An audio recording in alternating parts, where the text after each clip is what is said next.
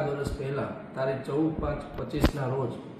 નવાગામ સીમ વિસ્તાર monthly police station વિસ્તારમાં સલીમભાઈ અદ્રેમાન શેખ નામના જે વ્યક્તિ છે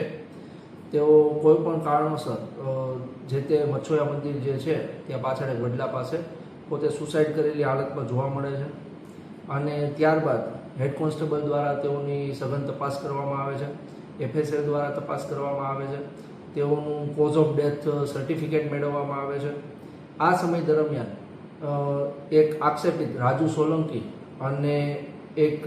વ્યક્તિ જે છે તેઓના વચ્ચે જે વાતચીત થાય છે તેઓનો ઓડિયો વાયરલ થાય છે અને ઓડિયોમાં રાજુ સોલંકી જે નામના જે વ્યક્તિ છે તેઓ એવું જણાવે કે જે તે વ્યક્તિ કોઈ પણ કારણોસર આવી રીતે સુસાઇડ કરેલ છે અને તે ગર્ભિત ધમકી આપતા હોય છે જે તે વ્યક્તિને, જેના કારણે ખરેખર આ જે સુસાઇડ છે કે એક પ્રી પ્લાન્ડ મર્ડર છે તે અન્વયે એસપી જુનાગઢ દ્વારા જુનાગઢ ગ્રામ્ય ડિવિઝન DYSPને તપાસ સોંપવામાં આવે છે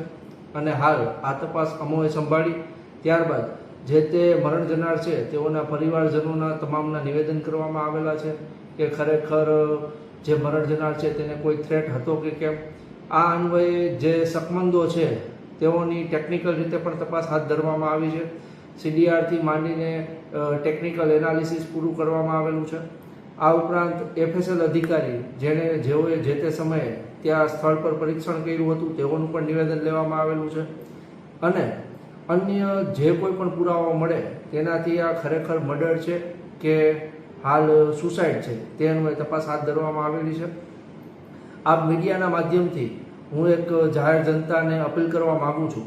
કે જો કોઈ પણ વ્યક્તિ પાસે આ ઘટનાને સંલગ્ન કોઈ પણ પુરાવા મળી આવે તો તેઓ નિર્ભયપણે અમારી કચેરીનો સંપર્ક કરી શકે છે અને